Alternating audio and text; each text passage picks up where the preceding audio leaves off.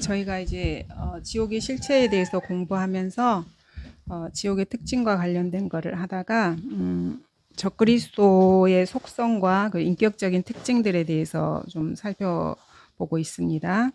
그래서 이제 저번 시간에는 시편 말씀을 통해서 적그리스도의 특징 가운데서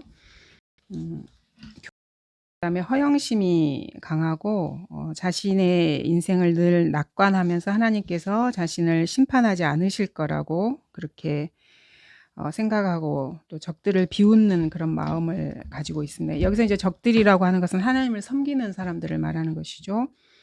그리고 자신의 그 입에는 저주와 기만과 또 사기와 해악과 허영이 있고 무죄한 사람들을 죽이고 특히 욕심이 많아서 가난한 자들의 것을 이렇게 빼앗는 그런 특성들을 보았습니다. 근데 이제 가난한 자들의 것을 빼앗는 그 과정에서 욕심이 많기 때문에 저희가 이거를 이제 공산주의자들에게도 이렇게 적용을 해봤고요. 공산주의자들은 사실은 우상숭배자들이에요. 자신들은 그 무신론이라고 말을 하지만 왜냐하면 그 우상숭배의 기본에 저번에 깔려 있는 거는 인간의 욕심이거든요. 자신의 욕심을 충족하기 위해서 우상의 힘을 빌려서 그거를 충족하고 싶은 거예요. 그래서 공산주의자들은 사실은 자기들은 무신론이라고 말을 하지만은 우상숭배자들이고 남의 것을 빼앗는 도둑들인 것입니다. 근데 이런 특성들이 적그리스도에게서 이렇게 나타나는 것을 저희가 성경을 통해서 살펴보았습니다. 또 하나님을 경멸하고 다른 사람을 압제하고 이자의 이름 중에 하나가 땅의 사람이라는 이름도 있었습니다. 그리고 이제 그 다음 걸로 저희가 이 사람의 그 신체적인 특성에 대해서 좀 살펴보고자 합니다. 스가랴서 11장 17절을 저희가 그때 봤었나요? 11장 17절부터 한번 보도록 하겠습니다. 이 부분도 여러분들께서 저희 이제 교회를 다니시고 성경 공부를 하시는 분들은 아주 잘 알고 계실 거예요. 양떼를 버려둔 우상 목자에게 화 있으리라. 그래서 우리 주님은 참 목자이신데 여기와 이제 그 대비되게 카운터파트로서 이건 이제 우상 목자인 것입니다. 칼이 그의 팔과 그의 오른 눈에 이말이니 그의 팔은 바싹 마르고 그의 오른 눈은 완전히 어둡게 되리라. 그래서 눈이 하나라는 것도 저희가 이제 배웠었죠. 근데 처음부터 이 사람이 눈이 하나이거나 한쪽 팔을 못 쓰거나 이건 아니고요. 처음에는 그냥 이렇게 건강한 사람인데 중간에 계시록 13장 3절에 보시면은 그러니까 이제 아마 이게 환란 중반쯤 정도로 이제 저희가 생각을 해요. 13장 3절에 보시면은 또 내가 보니 그의 머리들 가운데 하나가 상처를 입어 죽게 된 것 같았으나 원래 저기 이제 위에 이렇게 쭉 보시면은 7머리와 10뿔을 가진 존재잖아요. 이 존재가. 근데 그 머리 중에 하나가 상처를 입어서 죽게 된 것 같았으나 그의 치명적인 상처가 나으니 온 세상이 기이 여겨 그 짐승을 따르더라 라고 말씀하고 계십니다. 그러니까 처음부터 몸이 상한 사람은 아니었는데 중간에 이런 일을 이제 당하게 된 거죠. 여기 보시면은 치명적인 상처라고 표현이 돼 있죠. 치명적이라는 말은 죽을 정도의 그런 거라는 뜻이에요. 그러니까 상처를 입었는데 거의 그러니까 100% 죽은 거는 아니에요. 왜냐하면 부활을 이렇게 흉내내기는 하는데 주님은 완전히 죽으신 분이시잖아요. 죽으셨다가 그래서 주님이 완전히 죽었다는 것을 많은 그 사복음서를 통해서나 제자들을 통해서 이걸 증거를 이렇게 하시잖아요. 그러니까 주님은 완전히 죽으시고 부활을 하셨어요. 근데 적그리스도는 모방하는 자이기 때문에 이것을 흉내를 내는 것입니다. 근데 이제 뭐 완전히 죽었다가 살아났다 그 정도까지는 아닌 것 같고요. 어쨌든 치명적인 상처로 모두가 이제 죽겠구나라고 생각을 하게 되는 것이죠. 근데 이제 다시 살아나게 되는 것입니다. 그래서 죽었다고 생각을 했는데 살아나니까 온 세상이 이제 그것을 보고 이 사람을 따라가는 것입니다. 근데 이 상처를 이제 회복은 했지만 이 과정에서 눈 한쪽도 잃고 팔 한쪽도 완전히 못 쓰게 되는 그런 상황이 된 것으로 보입니다. 그래서 이제 지금 이 시대에 사람이 이렇게 다치고 이렇게 하는 건 여러분들 그 뭐 역사에서도 많이 보셨지만은 대부분이 총격을 통해서 이렇게 하거든요. 특히 유명한 사람들이나 뭐 정치인이나 이런 사람들은. 그래서 아마 이게 어떤 많은 사람들이 보는 앞에서 그런 일을 당해야 좀 더 극적인 효과가 이렇게 있잖아요. 그래서 이제 저희가 이제 추측을 해보기는 무슨 뭐 행사나 뭘 할 때 많은 뭐 관중들이 환호하고 뭐 이런 마치 그러니까 예수님이 온 것처럼 이렇게 생각을 해서 메시아라고 생각하고 환호하고 이렇게 했을 때 아마 그 총격을 당하는 것으로 이렇게 생각이 됩니다.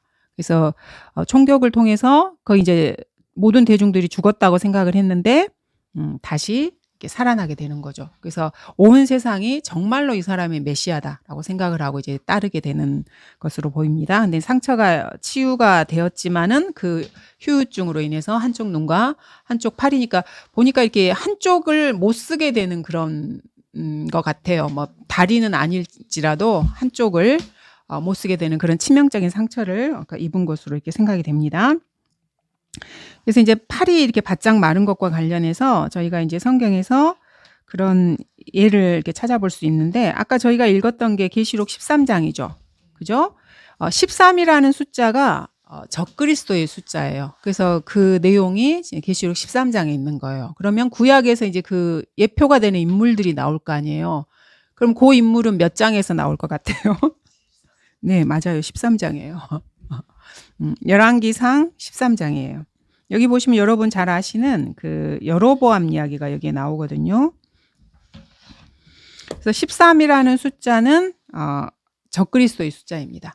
그래서 서양에서는 13일의 금요일 그러면은 뭔가 이렇게 좀 안 좋은 불길한 것이라고 이렇게 생각을 해요. 왜냐하면 그 사람들은 금요일에 주님께서 십자가에 못 박혔다고 생각을 하거든요. 카톨릭의 전통에 따라서. 카톨릭이 그렇게 가르치니까. 근데 금요일에 못 박히신 건 아니에요. 수요일 날 못 박히셨죠. 그러니까 잘못 알고 있는 사실에 근거해서 그런 문화가 이렇게 생긴 거예요. 그래서 열왕기상 13장에 보시면은 여로보암 이야기가 여기 나오거든요. 자, 저번에도 제가 말씀을 드렸지만은 그 인류의 역사에는 수많은 일들이 일어납니다. 그거는 이스라엘 역사도 마찬가지예요. 근데 그 많은 일들을 주님께서 다 성경에다 기록하시는 게 아니에요. 그러면 주님이 의도를 가지고 그 중에 일부를 의도에 맞게 이렇게 기록을 하시는 거거든요. 근데 이제 성경을 하나님의 말씀으로 믿지 않는 사람들은 그냥 구약을 그냥 이스라엘의 그냥 단순한 역사 이 정도로만 그냥 생각을 해요. 근데 하나님께서 특별히 여로보암이 팔이 마른 그 사건을 여기다 이렇게 기록하신 거, 그것도 이제 나중에 장을 나눌 때 이게 13장으로 나눠졌는데 이렇게 된 것들 안에 성령님께서 개입하시고 의도가 있으셔서 이렇게 하신다는 거예요. 왜냐하면 이 사람이 적그리스도의 예표이기 때문에 그래요. 자, 보시면 1절부터 다는 안 읽어보고요. 한 4절 정도까지만 보도록 하겠습니다. 보라, 한 하나님의 사람이 주의 말씀에 의하여 유다로부터 베델로 왔는데, 자, 주의 말씀에 의하여라는 말은 주님의 말씀이 임해서 그 말씀을 선포하려고 지금 간다는 말이에요. 그러니까 주님이 이 사람을 보낸 거예요. 이 선지자를 여로보암 왕에게. 그때 여로보암은 분향하려고 제단 곁에 섰더라. 자, 분향을 하려고 제단 곁에 섰으면은 이 사람은 종교적인 사람인 거예요. 유신론자인 거죠. 그러면 이 사람이 지금 하나님을 섬기기 위해서 여기에 섰느냐? 그거는 아니죠. 왜냐하면 여기 이렇게 보시면은 예언한 걸 보면은 그가 주의 말씀으로 제단을 향하여 외쳐 말하기를 오 제단아 제단아 주가 이같이 말하노라 보라 다윗의 집에 요시아라 이름하는 한 아이가 태어날 것이요. 자, 한 왕이 태어난다는 예언을 지금 하게 되는데 뜬금없이 그럼 이 왕이 무엇을 하냐면은 그가 내 위에서 분향하는 산당의 제사장들을 내 위에 제사하리니. 이 제사장들을 전부 다 쓸어버린다는 거예요. 한 왕이 태어나서 이 제사장들 다 쓸어버리는데 사람들의 뼈가 내 위에서 불살라지리라 하고. 그러면 이 사람이 지금 분향을 드리는 게 하나님께 드리는 분향이 아니고 우상 숭배의 분향을 하기 때문에 이 제사장들을 한 왕이 태어나서 다 그냥 제단에서 태워버린다는 그런 예언을 지금 하고 있는 것입니다. 그래서 이제 요 사람은 이 요시아는 지금 태어나기 300년 전에 미리 성경에서 하나님께서 예언을 통해서 태어난 사람이에요. 그러니까 이것도 이제 어떤 면에서는 예수님하고 약간 비슷하죠. 예수님께서도 미리 성경에 예언이 이렇게 다 되어 있잖아요. 처녀에게서 이렇게 동정녀 탄생이나 기타 여러 가지 것들이. 그다음에 이렇게 보시면은 그가 그날 한 표적을 주며 말하기를 주께서 말씀하신 표적이 이것이라 보라 제단이 갈라지고 그 위에 있는 재가 쏟아지리라 하니 이렇게 이제 하나님의 말씀이 선포되는 상황에서 여로보암 왕이 베델에 있는 제단을 향하여 외치는 그 하나님의 사람의 말을 듣고 제단에서 손을 펴서 말하기를 그를 잡으라 하더라. 그러니까 하나님의 대적자에서 지금 서 있는 거잖아요. 그러니까 하나님의 말씀이 선포되었는데 그 말씀을 대적하는 것은 하나님을 대적하는 거예요. 그 말씀을 받아들이지 않고. 이거는 구약에서뿐만 아니고 지금도 마찬가지입니다. 저희가 하나님의 이름으로 주 예수 그리스도 이름으로 나가서 복음을 전했을 때 뭐 그 사람들이 보기에는 저희가 아무것도 아닌 사람으로 보일 수 있지만은 저희가 전한 은혜의 복음을 거부하는 거는 하나님을 거부하는 거예요. 그래서 그 사람들이 지옥에 가는 거고요. 또 강단에서 하나님의 말씀이 선포되었을 때 올바른 말씀이 선포되었는데 본인이 그것을 받아들이지 않는 것은 하나님을 대적하는 거예요. 그거는. 그리고 어떤 뭐 성도나 이런 분들이 성령으로 어떤 조언을 해줬는데 성령 안에서 기도하면서 이렇게 조언을 해주는 그걸 본인이 받아들이지 않았다. 그거는 하나님을 대적하는 위치에 본인이 서게 되는 거예요. 그래서 구약에서 어떤 일이 일어났을 때 뭐 이 사람은 그랬나 보다. 내가 그 당시에 살았으면 안 그랬을 텐데 이게 아니고요. 지금도 성령을 거역하고 주님이 말씀하시는 걸 거역하는 뭐 세상 사람들은 그러려니 하지만 성도들이 아주 많다는 것입니다. 그래서 여러분들은 이거를 항상 말씀드리지만 어떤 거를 배웠으면 본인의 영적 생활에 이걸 늘 적용을 하셔야 되는 것입니다. 그래서 이 사람이 하나님의 말씀이 전파되었을 때 이 여로보암 왕이잖아요. 그럼 권력을 가지고 있는 사람이잖아요. 적그리스도도 왕인 거고요. 이제 이 말씀에 대적을 해서 잡으라라고 이렇게 말을 해요. 그럼 대환란 때 나타난 적그리스도도 이제 나중에 조금 뒤에서 이렇게 보겠지만은 모세와 엘리야가 대환란 때 이렇게 나와서 예언을 하고 이렇게 하거든요. 그러면 이 사람을 모세와 엘리야를 쫓아다니는 거예요. 잡으려고 하고. 그러니까 사실은 같아요. 하나님의 말씀을 전파하는 그 사람을 잡아서 죽이려고 하는 거. 실제로 그리고 대환란 때 모세와 엘리야를 잡아서 목 베어서 그냥 참수형을 시키거든요. 적그리스도가. 그러니까 같은 맥락인 것입니다. 그래서 제단에서 손을 펴면 말하기를 그를 잡으라 이렇게 하는 거예요. 그때 여로보암이 그 사람을 향하여 편 손이 말라버려서 자기에게로 다시 거두어들이지 못하더라. 쟤를 잡으라 하고 손을 딱 해서 이렇게 가리켰는데 그 손이 말라버려서 움직이지 않게 되는 거죠. 자기한테 다시 이렇게 못 오고 이렇게 딱 가만히 이렇게 있게 되는 것입니다. 또한 하나님의 사람이 주의 말씀으로 준 표적에 따라 제단이 갈라지고 재가 제단에서 쏟아지더라. 그러니까 이 상황에서 이제 그런 일이 일어난 것입니다. 그래서 제단이 갈라지고 재가 제단에서 쏟아지더라 그러면은 이제 이런 어떤 뭔가 움직임이 이렇게 있어서 땅이 갈라지고 뭐 이렇게 하는 일 있잖아요. 이거는 제가 보기에는 항상 지진이 동반되는 사건인 것 같아요. 근데 이제 보통 사람들은 예수님께서 십자가에서 이렇게 못 박혀 죽으셨을 때도 휘장이 갈라졌잖아요. 그럼 가만히 아무 일도 없는데 갑자기 휘장이 갈라지거나 그러진 않거든요. 그러니까 지진이 난 거예요. 그래서 휘장이 갈라지게 되면은 근데 하나님께서 의도적으로 그렇게 하신 거거든요. 주님의 죽으심을 통해서 이제 누구나 지성소로 그 피를 가지고 가면 될 수 있다는 거를. 근데 이러한 자연 현상이 일어나는 것을 사람들이 보고 하나님께서 의도하셨다고 생각을 못 하는 거예요. 그래서 이거 그냥 어떻게 우연히 지진이 나서 성막의 휘장이 찢어졌네. 그리고 그걸 다시 만드는 거예요, 사람들은. 주님께서는 의도가 있으셔서 그렇게 하셨고 그리고 성경에 그걸 기록하셔서 주 예수 그리스도께서 죽으심으로 인해서 더 이상 이제 인간 제사장이 필요하지 않다는 것을 그거를 휘장을 찢음으로써 이렇게 가르쳐 주셨는데 그렇게 된 것입니다. 그래서 여기서도 이 표적을 주님께서 이 선지자를 통해서 말씀을 하셨어요. 근데 지진이 나서 이 표적이 일어났죠? 그럼 주위에서 이거를 보고 있는 사람들은 그냥 믿음이 없는 사람들은 우연히 지진으로 제단이 갈라지고 거기에 있는 재들이 쏟아졌다라고 생각을 하는 거예요. 그래서 제가 계속 반복해서 말씀드리지만은 똑같은 현상이 발생을 해도 믿음의 눈으로 바라보는 사람하고 하나님을 신뢰하지 않는 사람이 바라보는 그 해석하는 그 일어난 상황에 대한 해석이 완전히 극과 극이에요. 그래서 사람마다 그게 다르기 때문에 많은 사람이 생각하는 걸로 대중은 그냥 이렇게 보통 이렇게 휩쓸려 가게 되고 소수의 사람, 우리 같은 사람들이 판단하는 것을 틀렸다고 보통은 이렇게 사람들이 생각을 하거든요. 근데 그게 아니라는 것입니다. 그래서 명철이 있는 사람은 그것을 알아보는 눈을 가지는 것이고 그것은 100% 본인의 책임이라는 것입니다. 그래서 이제 여로보암 왕은 이거를 통해서 이제 왜 본인이 하나님을 대적하는 입장이라는 것을 그 즉시 깨닫고 다시 회복되도록 주님께 간구해 달라고 이 선지자에게 요청을 해서 다시 손이 이렇게 회복되긴 합니다. 근데 어쨌든 이 사람도 적그리스도의 모형으로서 이것이 지금 성경에 기록이 된 것입니다. 여로보암의 팔이 마른 사건이 열왕기상 13장에 적그리스도를 상징하는 이 13장에 기록이 되어 있고요. 그다음 저희가 이제 욥기를 한번 살펴보도록 할게요. 욥기 38장에 보시면은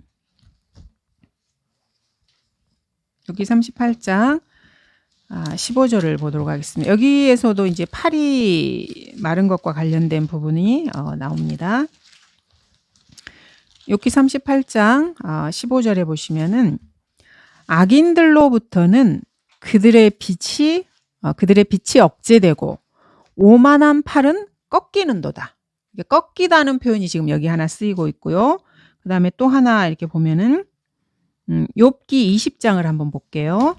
근데 여기 욥기 20장도 저희가 저번에 살펴봤던 시편 10편처럼 적그리스도의 장이라고 보시면 돼요.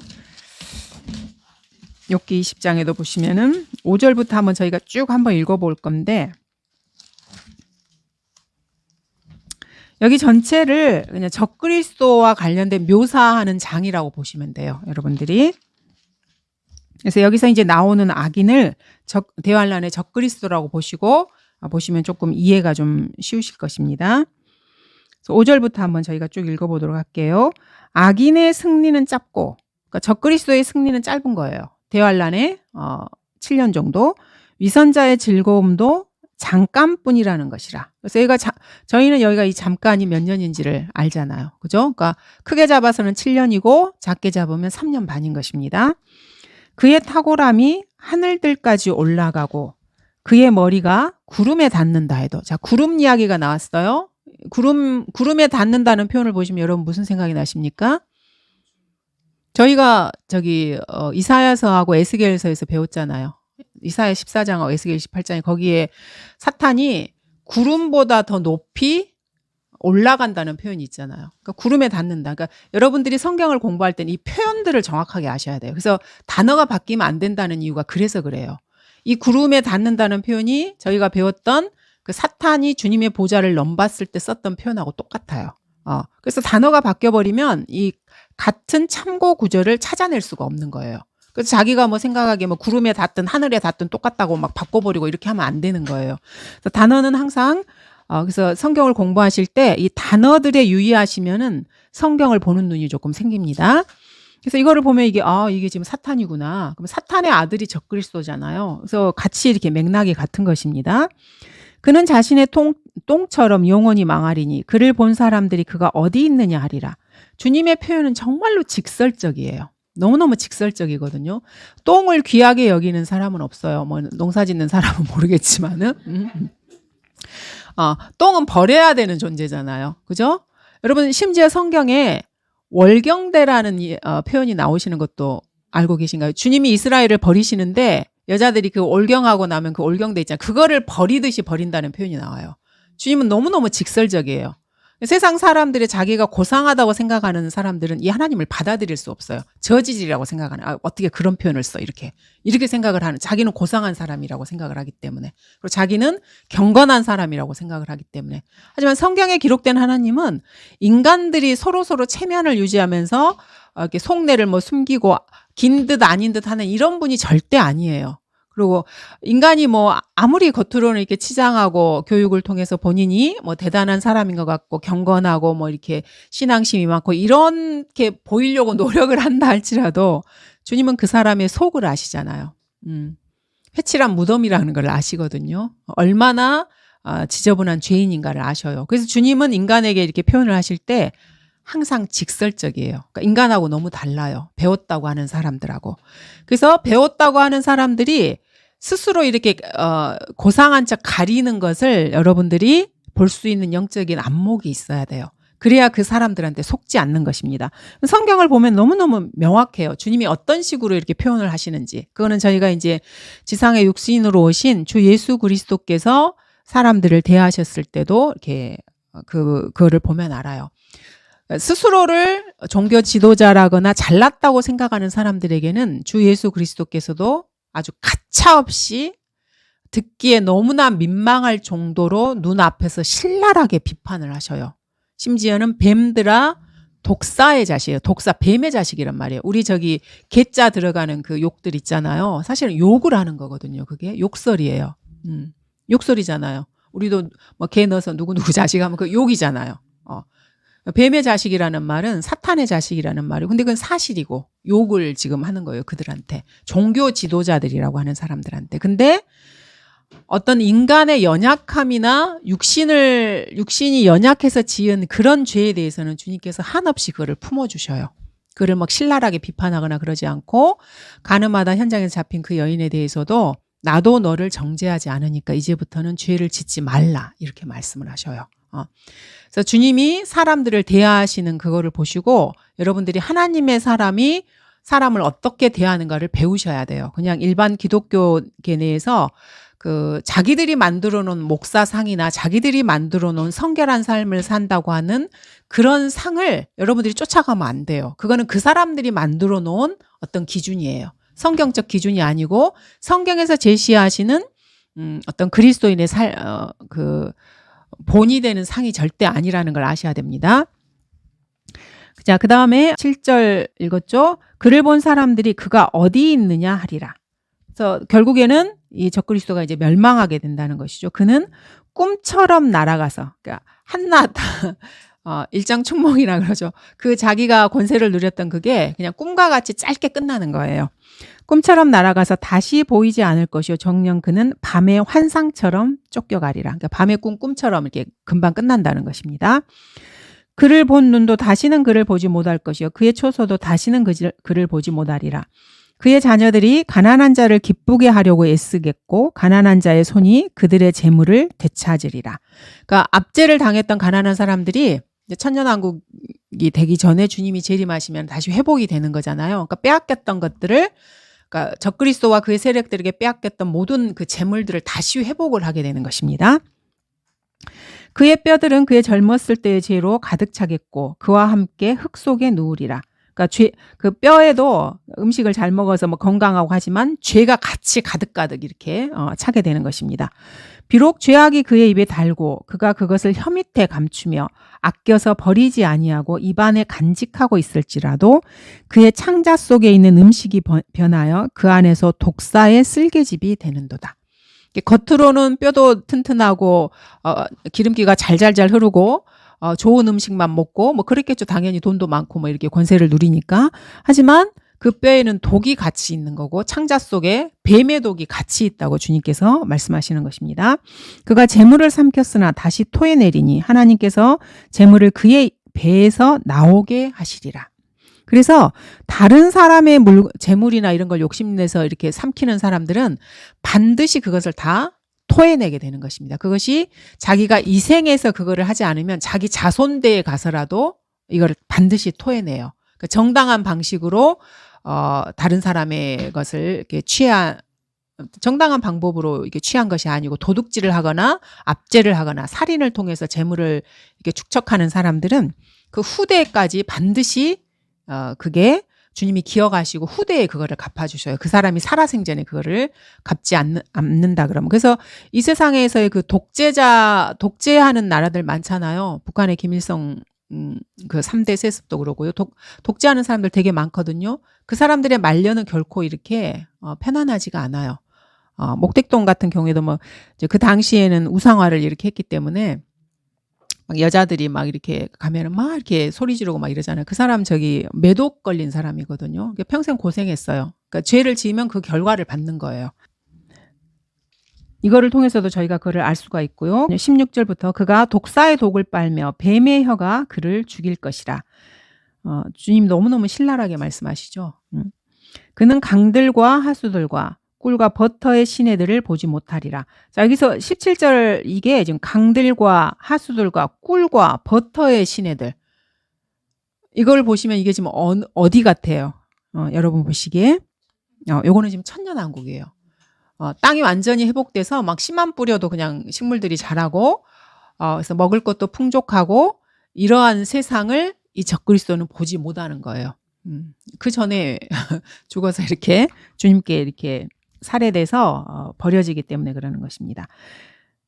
근데 이 대환란 때 가난하게 지냈던 사람들은, 그리고 적그리스도에게 탈취당했던 사람들은 이 천년왕국에서 풍요를 누리게 되는 것입니다.